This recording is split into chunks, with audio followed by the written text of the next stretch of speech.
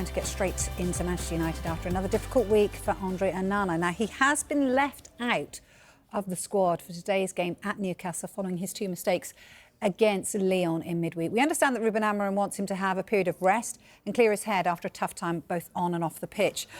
Right decision, Darren? I can't make up my mind.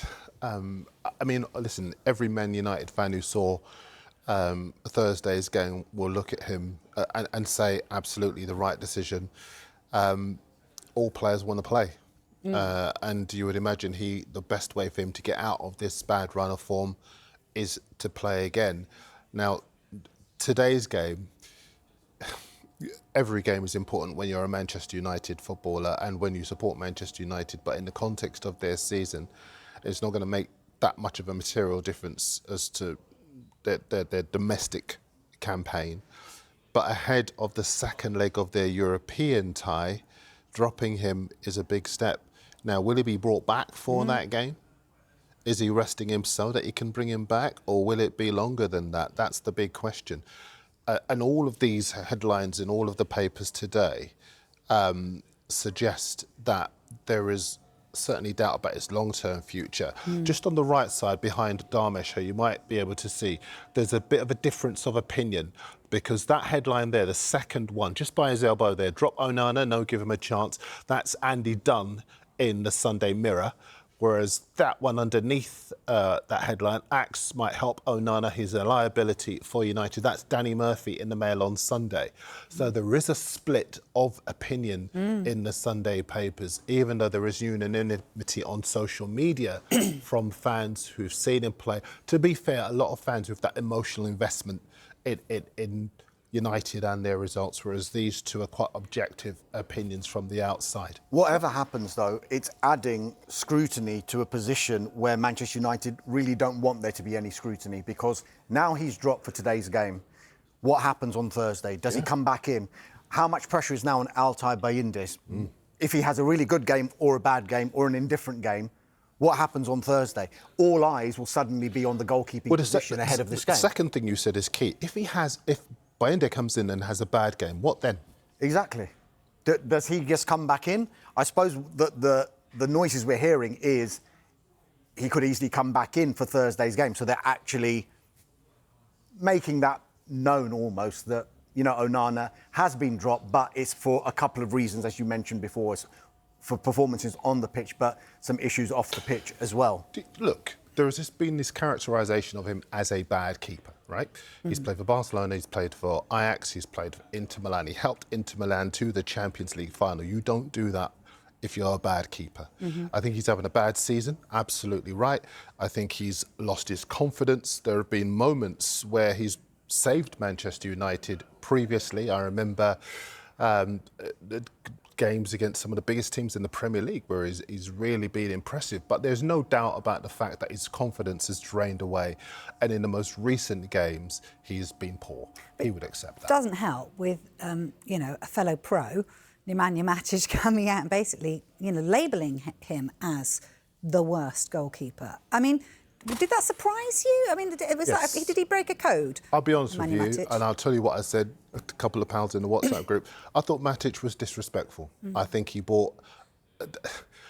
escalated it to a level where he didn't need to. I think Onana was talking in general terms, as a player would. We think we're better than them. Yeah. You know, it's very sporting and competitive, but not too disrespectful. Riyadh Al-Samurai in the Mail on Sunday says, hang on a minute, when Matic was at Man United, only one of his 5 seasons at the club was decent. The rest, it was a pale imitation of the greats. So let's not kid ourselves about how good he thinks he was. Now, it is the case that maybe Onana possibly shouldn't have engaged it and taken it any further, but, you know, we're all human. You know, somebody says something about one of us, you feel that instinctive urge to respond. But I just felt that Matic made it unnecessarily disrespectful, and I certainly didn't like that from a personal point of view and from a journalistic point of view as well. Listen, I always say to you on this show, we are in the information business. So I'm never going to say that players, managers, fans, anybody shouldn't speak. But I just think that Matic spoke about Onana in a way that I don't think he would speak about other players. It was very individual and very personalised, wasn't it, really? I mean, he was asked the question because Onana had said that Manchester United, on paper, are better than Lyon. But that doesn't justify him going to that level. I get that. Matic did say, statistically, he is one of the... I know. It's not the best thing to say. It did sound very disrespectful, but look what happened off the back of it. Because Matic suddenly will probably think, I've got into his head. And very much so. Look at the mistakes he made in that game. And now he's been rightly or wrongly. Of course, I get your point. But do you think Matic is sitting there thinking, oh, I wish I hadn't done that after what had happened on that night? No. Listen, I don't think he'll care one iota as to where Onana is and the impact that it's had on him. I just think in general terms, for Matic to speak that way about a fellow professional, we don't see it very often. And I just felt he was unnecessarily disrespectful. Paul Scholes said that Onana initially should have kept his mouth shut, but that was one of those situations where he was asked the question, and he is clearly going to back his own club to say, yeah, we believe we're better. Yeah. But maybe there's another way to answer that question, and maybe not say it in such black and white terms as we're better. Oh, trot out that line, all games in Europe are difficult, they're a tough opponent. You don't need to go into that, we're better than the other team. It kind of strikes me that Matic might have targeted Onana, regardless of what he'd said.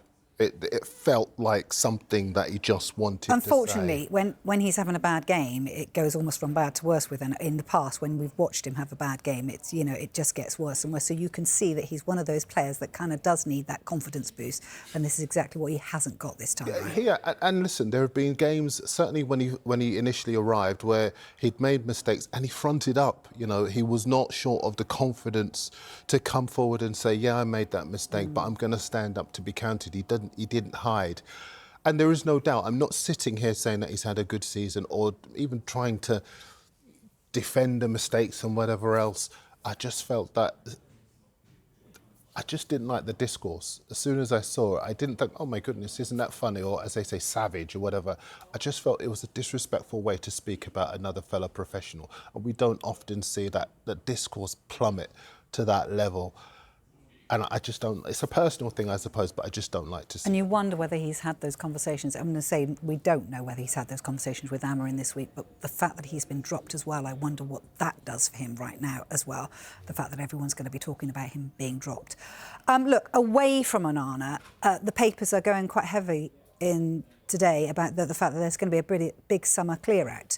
Yeah, I want to point you to that one up there, £200 million fire sale. We can have it on the screen. It's in the Sun on Sunday, although it's among a number of players. The headline is Sold Trafford, and they are the players who could well be going. And you can look at the subdeck in Phil Thomas's piece. I've picked that out because it's got a graphic of all of the players that they suggest could be sold off to raise that amount of money for Amorim to bring new players into the club. Now, bear in mind, Amorim's made it clear, he was speaking to Melissa Reddy last week, wasn't he, that he's not going to spend the money on big-name players. It's going to be players who can fit into his system. But these are the players who could be sacrificed as a result. Of course, Onana's among them, Antony's there, Marcus Rashford's there, Garnacho is there, Tyrell Malacia is in there as well.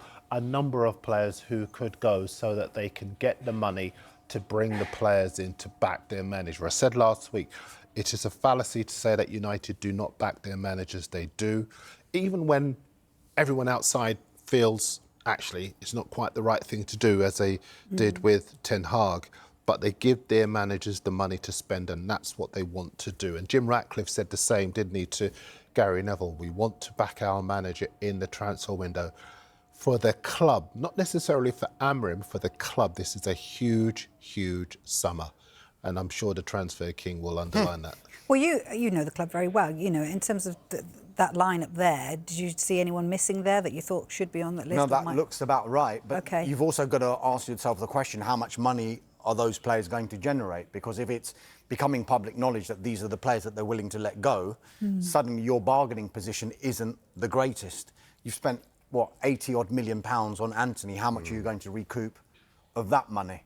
Andre Onana, 50-odd million, how much can you recoup of that money? I'm sure that just going back to Onana, that probably wasn't one of the big priority positions that United were thinking about in the summer. Right, we need to get a striker, we need to get a midfielder, a couple of fullbacks that can play in this system.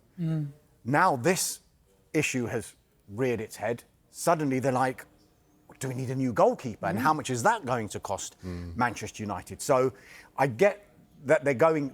We know about Manchester United's financial issues at the moment. So then they are clearly going to need to generate a hell of a lot of money for Ruben Amorim to be able to mould that squad in the guise that he would want to do it. Now, I know he said from the start he didn't want to come in mid-season.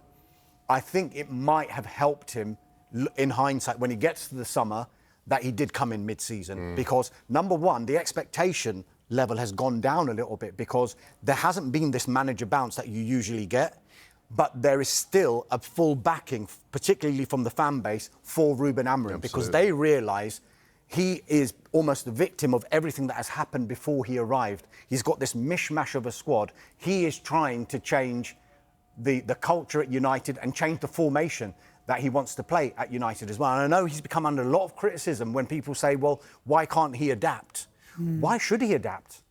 Why should he adapt his formation? Because if you're employing a manager who's been successful by playing 3 at the back and then saying, well, why doesn't he play 4 at the back? Because those are the players he's got, shouldn't have employed him then.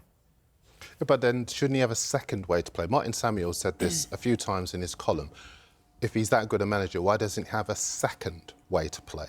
OK, so if it was going a bit wrong, for example, for Pep or Arne Slot, and they have played their entire careers in a certain formation, do you think they change formation? But have they? But that's what I'm saying. Pep Guardiola has evolved. Yeah, you know, but so there's evolving, that's what you do, right? But there's changing formation. We're talking about them Manchester United playing a back 4 to going to a back 3.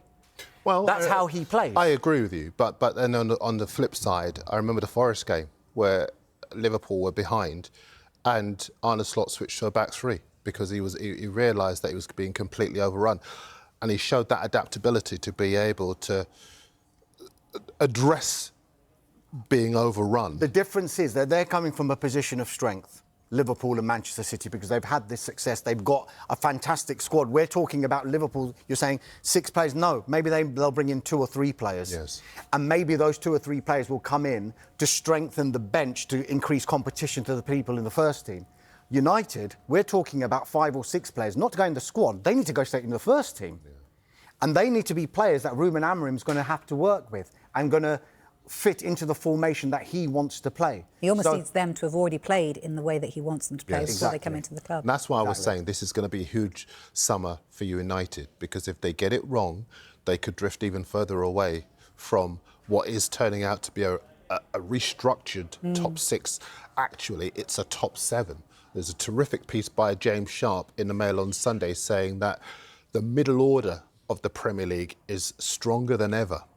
And now, if you think about the fact that there are 5 points separating, what's it, 5 or 6 teams who are competing for 2 places, 3 places, maybe if Forest are weakening a little bit. We're going to talk about them in a second.